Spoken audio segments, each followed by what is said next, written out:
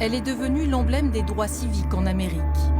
C'est elle qui a initié la fin de la ségrégation dans les États du Sud. Celle qui, par son geste, a provoqué un soulèvement pacifique dont le leader sera Martin Luther King.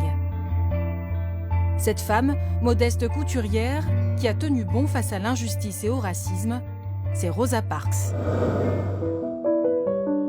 Tout commence le 1er décembre 1955. Un jour ordinaire à Montgomery, dans l'Alabama. En fin d'après-midi, Rosa Parks rentre du travail, fatiguée par sa journée. Elle prend le bus, direction Cleveland.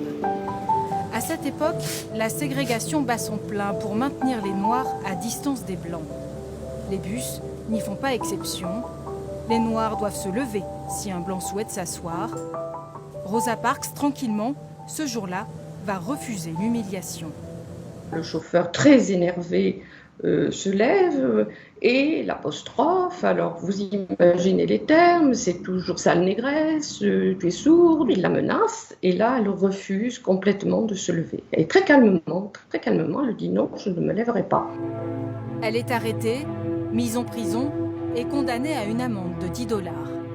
Elle fera appel de ce jugement et sera soutenue par toute une ville qui, pendant 381 jours, boycotte les bus. Ce combat arrive aux oreilles d'un certain Martin Luther King et deviendra le début de la lutte pour les droits civiques. Je mérite d'être une citoyenne à part entière. Je veux l'être. Je me suis battue. Le 13 décembre 1956, c'est la victoire, la fin de la ségrégation dans les transports. Toute sa vie, Rosa Parks, battante tranquille, continuera ce combat modestement, car beaucoup reste à accomplir pour obtenir l'égalité. La personne la plus applaudie aura été Rosa Parks, la première femme de couleur qui s'est assise il y a 43 ans dans un bus pour blancs en Alabama. On lui érige des statues partout dans le monde.